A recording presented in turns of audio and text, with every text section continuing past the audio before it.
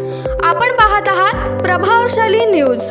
आता प्रत्येक बातमी असेल प्रभावशाली। नमस्कार, आपण पाहत आहात प्रभावशाली न्यूज। तर आज आम्ही कुर्ला बस स्थानक इथे आहोत आणि इथे एक मोहीम हाती घेण्यात आलेली आहे। हिंदू हृदय सम्राट स्वर्गीय बाळासाहेब ठाकरे स्वच्छ सुंदर बस स्थानक अभियान इथे सध्या राबवण्यात येते आणि आपण बघताय की इथली ही संकल्पना एकत्रित प्रत्येक बस स्थानकात जाऊन बस स्थानकाच्या ज्या स्वच्छता कशा प्रकारे आहेत त्याच्यावरतूनच एकत्रित गुण दिले जातील। तर नक्कीच खूप सुंदर आणि खूप छान अशी ही योजण्यात येते। ही जी मोहीम आहे खूपच छान आहे आणि खूपच छान ही योजना आहे, जेणेकरून आपल्या बस स्थानकात आणि आपल्या परिसरात स्वच्छता कशा प्रकारे ठेवायची याची काळजी कुठेतरी बस स्थानकातले कर्मचारी असो, बस स्थानकात येणारे जे प्रवासी आहेत त्यांनाही अशा प्रकारे ह्या स्वच्छता कशा प्रकारे ठेवण्यात यावी ह्याकडे काळजी घेण्यासाठी आणि खूपच सुंदर आणि खूपच छान अशा प्रकारे आपला परिसर, माझा परिसर माझी जबाबदारी, खूपच छान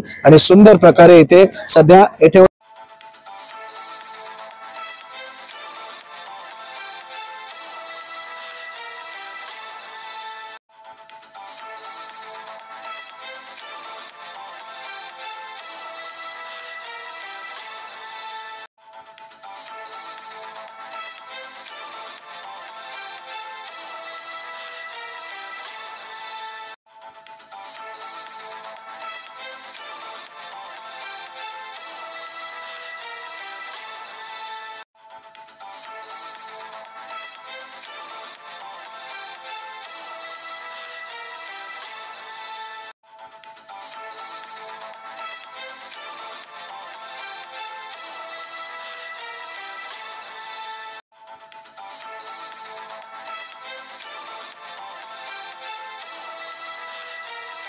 काय सांगाल, काय मोहीम आपण हाती घेतलेली आणि आज आपण कुर्ला नेहरूनगर एसटी डेपो इथे आहात, काय सांगाल? हिंदू हृदय बाळासाहेब ठाकरे स्वच्छ सुंदर बसस्थानक अभियान या वर्षासाठी 1 जानेवारी ते 31 डिसेंबर 2025 दरम्यान आहे। आज पहिला टप्पा म्हणून आम्ही मूल्यांकन करण्यासाठी नेहरूनगर कुर्लानगर येथे आलेलो आहे। कुठे कुठे याचं आपण मूल्यांकन करणार आहात आणि ही मोहीम चालवण्याचा पाठचा उद्देश काय? याचा फक्त प्रवाशांना आणि सर्वांना इथे स्वच्छ सुंदर बसस्टँड राहण्यासाठी आणि त्याची नियमित स्वच्छता करण्यासाठी एक मूल्यांकन, त्यांना एक बक्षीस, याच्यामध्ये आम्ही गुणांकन करून त्यांना बक्षीस देणार। जे पूर्ण महाराष्ट्रामधून अ वर्ग, ब वर्ग आणि क वर्ग असे 3 गट आहेत, तर त्या प्रत्येक गटावाईज त्यांचं प्रथम, द्वितीय, तृतीय असं क्रमांक देऊन त्यांना बक्षीस देणार आहे। ह्याच्या माध्यमातून त्यांचं मनोबल वाढवण्याचं काम होतंय का? हो, कारण याच्यामध्ये त्यांना आपण आता मूल्यांकन कमिटी येणार आहे, तर त्याच्यावर आता अभियान आहे, पुन्हा 1 वर्षासाठी अभियान आहे।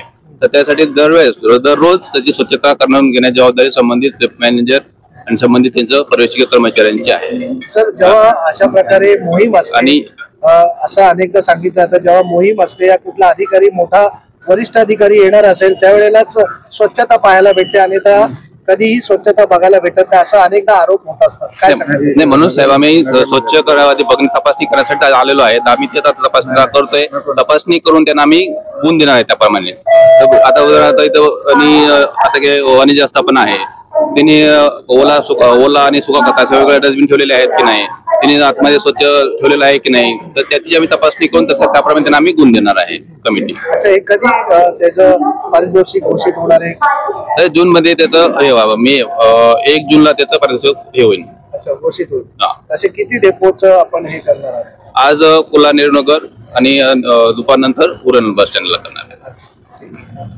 तर आपलं नाव काय? विजय पवार, विभागीय कर्मचारी अधिकारी, पालघर विभाग। डेपो इंचार्ज आपल्या सोबत आहेत। सर, काय सांगाल, आज ज्या प्रकारे ही मोहीम हाती घेण्यात आलेली आहे आणि खूप सुंदर आणि खूप छान प्रकारे कुर्ला नेहरूनगर बस स्थानक दिसतंय, काय सांगाल?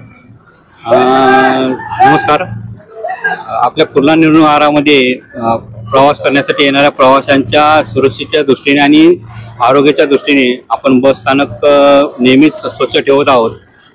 यावर्षी आपण 1 जानेवारी ते 31 डिसेंबर 25 अखेर हिंदू हृदय सम्राट बाळासाहेब ठाकरे स्वच्छ सुंदर बस स्थानक अभियान जे राबवत आहोत त्यामध्ये आपण सहभाग घेतलेला आहे। आपलं बस स्थानक हे ब वर्गामध्ये येत आहे आणि या ब वर्गातून आपल्या विभागामध्ये किंवा आमच्या प्रदेशामध्ये हे बस स्थानकाचा प्रथम क्रमांक यावा या दृष्टीने आम्ही सर्वतोपरी प्रयत्न चालू आहे। आमचे सर्व ठिकाणी स्वच्छता व्यवस्थित केली जात आहे। लोकांचा प्रतिसाद कसा आहे? स्वच्छतेच्या अनुषंगाने लोकांचा प्रतिसाद चांगला आहे.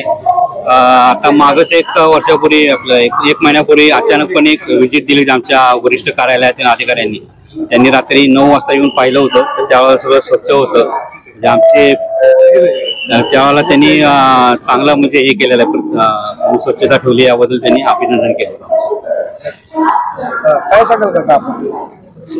नमस्कार. मोहीम चालवण्यात येते, किती गरजेची आहे? ही मोहीम तर गरजेची आहेच. मी शासनाला धन्यवाद देईन, कारण गेल्या वर्षीपासून ही मोहीम राबवली जाते आणि उत्कृष्ट स्वच्छ आणि सुंदर जे स्थानक असेल त्याला नंबर दिला जाते. आणि ही जी स्पर्धात्मक जो प्रक्रिया चालवलेली जी आहे या माध्यमातून चांगली स्वच्छता होते, म्हणजे आणि ह्यांच्या स्वच्छता करण्याच्या गुणवत्ता वाढत जाते.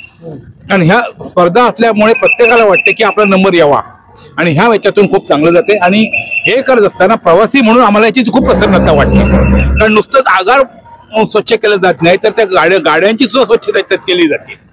गाड्यांची स्वच्छता, कारण ह्याचा मी एक प्रतिनिधी असल्यामुळे ह्या आगार म्हणा, गाडी म्हणा, किंवा ह्या गाडी चालवणारे चालक वाहक यांची विश्रांतीगृह म्हणा, इथे पण आम्ही फिरलेलो आहे. म्हणजे ज्यावेळी ज्या चालका वाहकांची विश्रांतीगृह स्वच्छ असतात त्यावेळी तो चालक वाहक सुद्धा प्रसन्नतेने बाहेर पडतो. हे झाल्याच्या नंतर साधे म्हणजे स्वच्छता करण्यामध्ये काही गोष्टी ज्या आहेत त्या रोगाला आमंत्रण देणाऱ्या ज्या आहेत, म्हणजे ज्यावेळी आपण शौचालयात जातो किंवा आणि त्यावेळी ती शौचालय स्वच्छ आहेत. आता हे सातत्याने व्हावं याच्यासाठी जे शासन प्रयत्न करते आणि ह्या शासनाच्या प्रयत्नाला अधिकारी तसं प्रतिसाद देत आहेत, पण प्रवासी म्हणून सुद्धा प्रतिसाद देणं आमची जबाबदारी आहे, एवढं मी सांगतो. धन्यवाद. सर, प्रवाशांना काय अपील कराल आपण इथे आलात? प्रवाशांची ही जबाबदारी आहे, कारण की कचरा कुठे टाकू नये, घाण कुठे करू नये. हो सर, त्यांनी पण त्याची दक्षता घ्यायला पाहिजे की कुठेही कचरा टाकू नये. डस्टबिन प्रत्येक ठिकाणी ठेवलेले आहे, त्या डस्टबिन त्यांनी कचरा टाकावा, सुरक्षा देणे योग्य राहील. सर, थुंकण्याचा प्रकार मोठ्या प्रमाणात होत असतो, कुठेही लोक थुंकतात, पान असेल, गुटखा असेल, तर त्याचा कुठेतरी नाक त्रास कामगारांना होत असतो. सर होतो, पण त्यासाठी आपण तिथे लिहून पण ठेवलेलं की ते कोणी थुकू नये आणि डस्टबिन जिथे ठिकाणी ठेवलेले आहे त्या ठिकाणी त्यांनी थुकावं. लोकांनी अवेअरनेस स्वतः आणणं गरजेचं आहे सर, असं वाटतं. हो.